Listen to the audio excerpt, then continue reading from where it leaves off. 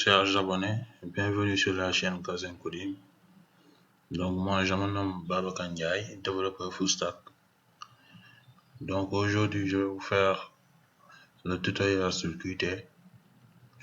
Donc avant tout, on va aller voir la définition de Qt avant de revenir pour voir le plan du cours. Donc Qt, comme vous pouvez le voir, c'est un framework qui nous aide à construire des interfaces graphiques à l'aide du langage C++. Parce que d'habitude, on faisait avec le langage C++ des programmes qui sont exécutés en console, c'est-à-dire en ligne de commande. Mais avec ce framework, on pourra maintenant créer des interfaces graphiques comme avec les autres langages.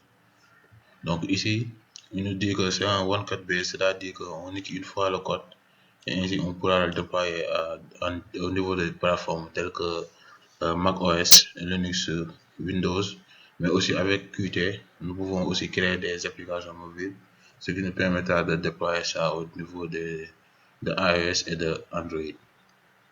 Donc on va voir un peu les réalisations de Qt. Alors, comme vous pouvez le voir ici dans le site, ils ont mis comme exemple la Mercedes-Benz Classe A, c'est-à-dire le tableau de bord que vous voyez là illustré ici, a été réalisé avec Qt, notamment avec Qt Studio. Parce qu'il faut savoir qu'il y a deux technologies qui englobent Qt, le Qt Studio et le Qt Creator. Nous, on va utiliser dans ce tutoriel le Qt Creator, mais avec le Qt Designer Studio, on peut faire ces interfaces-là. Comme vous pouvez le voir ici, illustré ici. Là, c'est le Qt Studio. Comme vous voyez là, ils sont en train de créer un tableau de bord. Voilà. Ça, c'est réalisé avec le Qt Studio. Et aussi, ceux qui ont des Smart TV, notamment la LG, ils doivent reconnaître le LG Webos qui est illustré ici. Ça a été réalisé avec Qt, comme vous pouvez le voir. Et il y a énormément d'applications, notamment celle-ci, qui permet de télécharger des vidéos sur YouTube à partir du lien. Ça c'est réalisé avec Qt.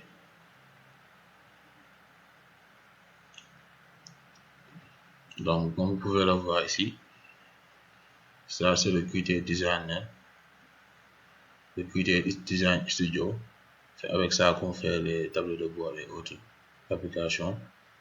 Et ça, c'est le Qt Creator. C'est ça qu'on va utiliser dans ce tutoriel pour créer des interfaces graphiques.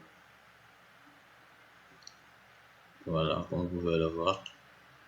Et ici, vous avez à disposition la documentation. Et vous voyez qu'ici, avec on a C++, on peut coder des interfaces graphiques avec C++, mais aussi avec Python et QML. Et en ce moment, on est à la version 5.14. Donc, vous pouvez vous référer à la documentation pour pouvoir créer ces interfaces-là. Donc, nous, on va voir comment va se dérouler ce tutoriel.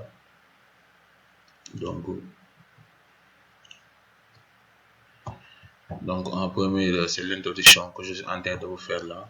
Ensuite, dans le deuxième chapitre, nous allons procéder à l'installation des outils, c'est-à-dire l'installation de Qt et de Postgres, parce que nous allons utiliser comme base de données Postgres pour la réalisation de nos projets. Donc en troisième chapitre, nous allons faire une prise en main de Qt Creator. En quatrième chapitre, nous allons configurer la base de données Postgres avec Qt. Et nous allons terminer avec d'abord au niveau du chapitre 5 un projet qui va permettre de faire la gestion de transfert comme par exemple Wari. Et le dernier projet sera la gestion d'une université, c'est-à-dire les bourses et les logements. C'est ce qu'on aura à faire à travers ce tutoriel. Donc je vous invite au niveau de la partie 2 où nous allons maintenant procéder à l'installation des outils que nous allons utiliser. Ok.